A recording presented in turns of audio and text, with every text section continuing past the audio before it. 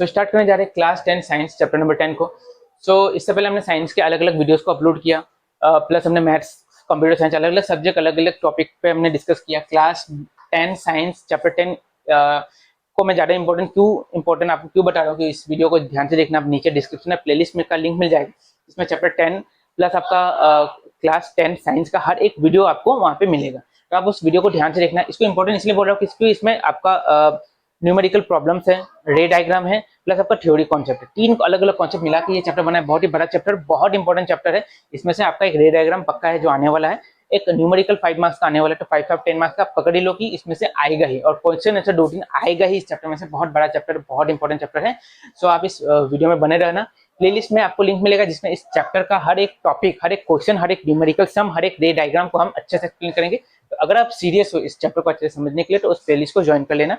और अगर आप क्लास 10 साइंस का या मैथ्स का कोई अगर आपको डाउट है तो आप डिस्क्रिप्शन में एक और प्लेलिस्ट मिलेगा, आप वहाँ पे भी ज्वाइन हो जाना, क्योंकि इसमें साइंस और मैथ्स का कॉन्सेप्ट क्लियर किया जाएगा। क्योंकि आप 10 में हो तो आप चाहते हो कि आपका अच्छे से आपका कॉन्सेप्ट क्लियर हो, क्योंकि कॉन्सेप्ट क्लियर करना बहुत जरूरी है। आजकल बुकिश नॉलेज लेके कोई फायदा नहीं, क्योंकि बुक में जो क्वेश्चन लिखा अगर आप चाहो, अगर आप सोच रहे हो कि हाँ वो क्वेश्चन पढ़ के हम जाएंगे एग्जाम में और उसी को क्वेश्चन को लिख के हमारा क्वेश्चन वहीं से आने वाला बुक से, तो आप भूल कर रहे हो। क्योंकि आजकल कॉन्सेप्ट बेस है, कॉन्सेप्ट के ऊपर क्वेश्चन पूछा जाएगा, तो कॉन्सेप्ट क्लियर करना बहुत जरूरी है। लास्ट 2 ईयर से हम लोग ऑनलाइन क्लास भी करा रहे हैं, क्योंकि बहुत सारे स्टूडेंट्स हैं जो यहाँ पे हमारे एरिया में नहीं है, बाहर से हैं, जिनको क्लास करना है, जिनको कोर्स करना है, जो बाहर से हैं, ठीक है, उनको कोर्स करना है, वो यहाँ आ नहीं सकते, तो हम उनके लिए ऑनलाइन क्लास करते हैं। उनका कॉन्सेप्ट ऐसा क्लियर करवाते हैं कि उनका एग्जाम में कोई भी क्वेश्चन में कोई डाउट नहीं रहता, प्लस उनका रिजल्ट भी बहुत अच्छा होता है। तो अगर आप सीरियस हो ऑनलाइन क्लास करने के लिए तो ये हमारा व्हाट्सएप नंबर है, आप यहाँ पे कांटेक्ट कर सकते हो, हमारा टीम आपको कांटेक्ट करेगा।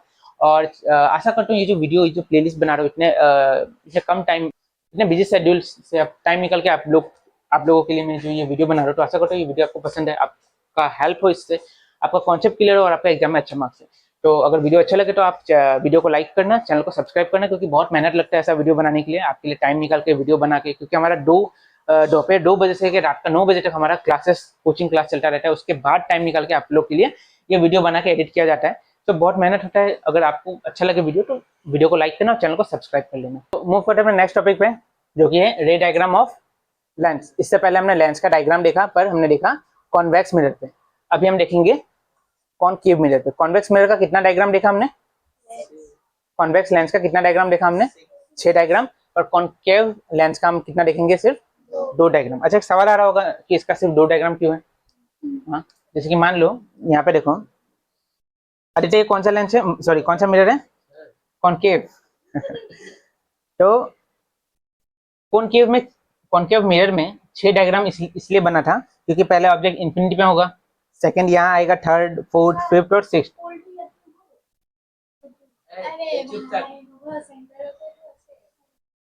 ठीक है, कॉनकेव मिरर में 6 अलग अलग डायग्राम क्यों बना? पहला ऑब्जेक्ट होगा इंफिनिटी, सेकंड होगा बियॉन्ड सी, थर्ड सी पे, फोर्थ इन दोनों के बीच में, फिफ्थ होगा एफ पे, और सिक्स्थ होगा एफ और पी के बीच में। ठीक है, कॉन्वेक्स मिरर में क्या था, कॉन्वेक्स मिरर में क्या था, जितना भी अपना पी या तो सी है, ठीक है, पी एफ सी जो भी है, वो अंडर के साइड में और ऑब्जेक्ट इस साइड में होगा। तो हमने 2 केस पकड़ा था, एक ऑब्जेक्ट इंफिनिटी पे होगा और एक ऑब्जेक्ट कहाँ होगा? मिरर के थोड़ा हल्का सा पास में होगा। ठीक है, 2 केस बना के हमने डायग्राम बनाया। बट इस केस में तो देखो ऑब्जेक्ट इस साइड में होगा, इधर में 2f1 है, f1 है, सब है, तो हम लोग अलग अलग केस इसमें भी तो बना सकते हैं। समझ में आ रहा है हम क्या बोलना चाह रहे हैं? वो समझ में आ रहा है तुम लोग? नहीं आ रहा? हम क्या पूछा वो समझ में नहीं आया? देखो ये वाला समझ आया ना? इसमें 6 केस क्यों बना? क्योंकि ऑब्जेक्ट अलग अलग पोजीशन अपना चेंज करके आएगा, 6 केस बनेगा। कॉन्वेक्स मिरर में क्या होगा? इस साइड में कुछ है ही नहीं, बस प्रिंसिपल एक्सिस है, ना सेंटर ऑफ कर्वेचर, ना फोकस, ना पोल। तो सिर्फ एक हमने देखा ऑब्जेक्ट इंफिनिटी पे है और एक देखा ऑब्जेक्ट प्रिंसिपल एक्सिस पे है। पर इस केस में तो हम बना सकते हैं 6 अलग अलग डायग्राम। तो इस पे क्यों नहीं बनाते? इसमें सिर्फ 2 डायग्राम क्यों? क्योंकि तुम ऑब्जेक्ट को कहीं भी रख के इसका डायग्राम बनाओ, इमेज हमेशा तुम्हें मिलेगा वर्चुअल एंड इरेक्ट। ठीक है, पोजीशन कुछ भी हो, इमेज कहाँ मिलेगा? हमेशा वर्चुअल एंड इरेक्ट। इसीलिए हम सिर्फ 2 केस पकड़ के चलते हैं, एक ऑब्जेक्ट इंफिनिटी पे है और एक ऑब्जेक्ट कहाँ है? इस प्रिंसिपल एक्सिस के ऊपर कहीं पे भी है। हाँ, बोलो क्या क्या बोलो बोलो। एक ऑब्जेक्ट होगा इन्फिनिटी पे, और एक ऑब्जेक्ट एक हम लोग पकड़ लिया कि प्रिंसिपल एक्सिस के ऊपर, ठीक है। बाकी ऐसा भी पकड़ सकते हैं, यहाँ है 2f पे है, 2f1 और f1 के बीच में है, फिर f1 के ऊपर, कहीं भी पकड़ो इमेज का पोजीशन हर बार एक ही मिलेगा, वर्चुअल एंड इरेक्ट। एग्जाम में नहीं आएगा, ये समझने के लिए इसके ऊपर एमसीक्यू, इसी अभी जो हम कॉन्सेप्ट समझाया ना, इसके ऊपर क्वेश्चन घुमा के देगा कि ऑब्जेक्ट अगर यहाँ है, उसका इमेज किस टाइप, उसके इमेज का नेचर क्या होगा, पूछ लिए कि एक कॉन्केव मिरर में अगर ऑब्जेक्ट फोकस के ऊपर है तो उसका इमेज कहाँ बनेगा, या उसका इमेज का नेचर क्या होगा। तो ये समझ में नहीं आएगा तो आंसर नहीं दे पाओगे ना। समझ में आ रहा है, डायग्राम वगैरह बनाने नहीं आता, आएगा तो ये कॉन्केव मिरर का आता है, बाकी लेंस वगैरह नहीं आता, कभी आया नहीं है आज तक, सिर्फ आया है कॉन्केव मिरर का, ठीक है। और इस बाकी सब के ऊपर क्या आता है, क्वेश्चन आता है। जैसे अगर ऑब्जेक्ट का पोजीशन सी पे है तो इमेज का नेचर या इमेज का साइज क्या होगा, तो क्या होगा बताओ, ऑब्जेक्ट अगर सी के ऊपर है कॉन्केव मिरर पे, इमेज का साइज क्या होगा।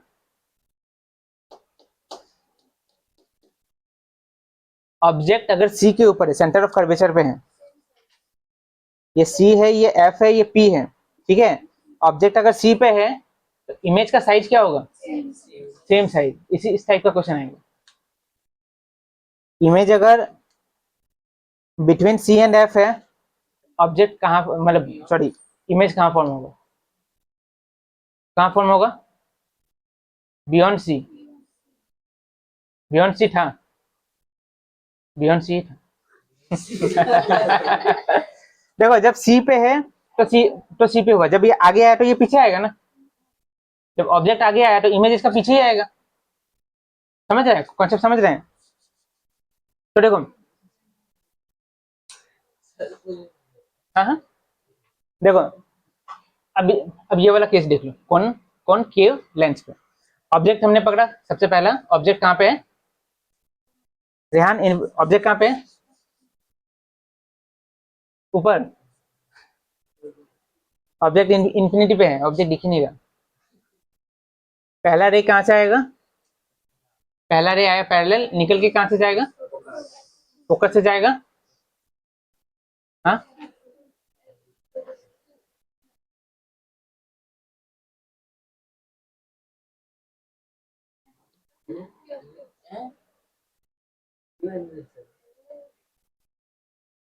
पहला रे आया, फिर से पैरेलल आया,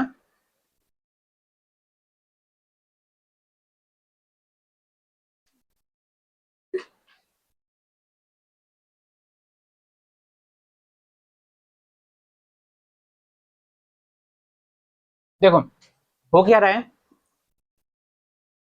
कॉन्वेक्स लेंस में अगर पैरेलल आता है ना, तो इस साइड का F1 से निकल के चला जाता है, पर और इस टाइप का कॉन्वेक्स लेंस को हम क्या बोलते हैं, कन्वर्जिंग, मतलब जो भी रे रिफ्लेक्ट होगा वो सब आके मिलना चाहेगा एक साथ में, कन्वर्जिंग मतलब एक साथ आके मिलना चाहेगा। कॉनकेव लेंस में क्या है, रे आपस में डाइवर्जिंग है, ये रे क्या करेगा, आपस एक दूसरे से दूर जाना चाहेगा। तो क्या होगा, ये रे इस फोकस में जाने की जगह क्या होगा, देखो ये जो रे है इस फोकस में आने का जगह क्या होगा, इस फोकस से अपना सेम डायरेक्शन बना के आगे निकल के चला जाएगा। समझ में आ रहा है बात, ये जो रे आया अब रिफ्लेक्ट हो गया, ये फोकस से जाना चाहिए था, पर क्योंकि ये डाइवर्जिंग है, दोनों वापस मिल जाएगा, ऐसा नहीं होता। कॉन्केव में क्या होता है, रिफ्लेक्ट होने के बाद रे आपस एक दूसरे से दूर जा रहे, डाइवर्जिंग लेंस कहा जाता है इसको। तो क्या होगा, इस फोकस से सेम डायरेक्शन बना के वो निकल के चला जाएगा। समझ में आ रहा है, समझ में आया आदित्य, स्नेहा, नहीं आया तो बोलो, नहीं आया।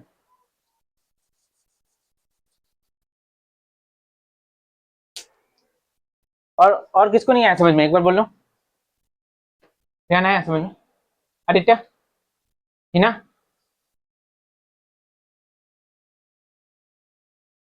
आलिया, बुझी पाचा, मनीष समझा कि नहीं।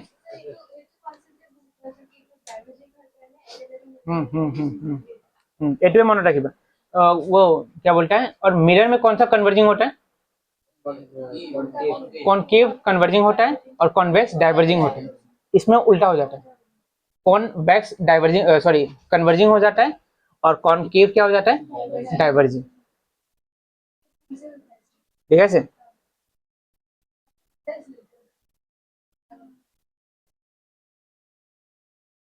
अच्छा देखो, अच्छा देखो, जिसको समझ नहीं आया एक बार ध्यान से देखो। रे जब पैरेलल आएगा तो कहां से निकल के जाएगा? फोकस से। अब रे पैरेलल आया, जाना चाहिए था उसको ये फोकस से, पर ये फोकस से नहीं जाएगा। क्यों नहीं जाएगा? देखो ये भी रे पैरेलल आ रहा है और ये भी रे पैरेलल आ रहा है। अगर दोनों फोकस से चला गया तो ये तो कन्वर्जिंग लेंस हो गया ना, मतलब रिफ्लेक्ट होने के बाद रे आपस में आके मिल रहे हैं। समझ में आ रहा है? रे आपस में आके मिलने लगा अगर ये फोकस में आ गया तो। पर ये कौन सा लेंस है? ये डाइवर्जिंग लेंस है। इसमें रिफ्लेक्ट होने के बाद रे बाहर निकल के जाते हैं, मतलब आपस में नहीं मिलता, दूर चला जाता है एक दूसरे से। तो अब क्या होगा? ये फोकस, नियम तो एक ही है, नियम तो बदल नहीं सकता कि पैरेलल आया तो फोकस से ही जाना पड़ेगा। तो ये इस फोकस से ना जाके कहां से जाएगा? इस लेंस में ये फोकस को पकड़ के चला जाएगा। समझ में आ रहा है? ये क्या करेगा? इस फोकस को पकड़ के ऐसा चला जाएगा। समझा? क्योंकि नियम तो हम लोग बदल नहीं सकता कि पैरेलल आया चलो इस बार फोकस से नहीं जा रहा, 2f से ले जाते हैं, ऐसा तो नहीं होगा।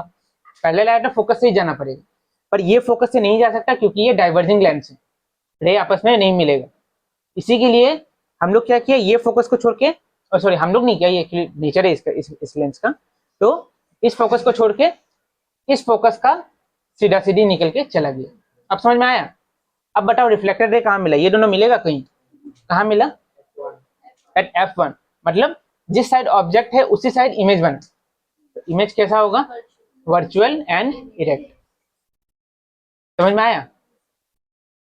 इस पॉइंट पे देखो, वापस अपना एक ऑब्जेक्ट है यहाँ पे। हाँ अभी ऑब्जेक्ट दिख रहा है, ठीक है। पहला जो रे है वो कैसे जाएगा? पैरेलल गया। अब बताओ कहां से निकलेगा रेहान? कहां से निकलेगा?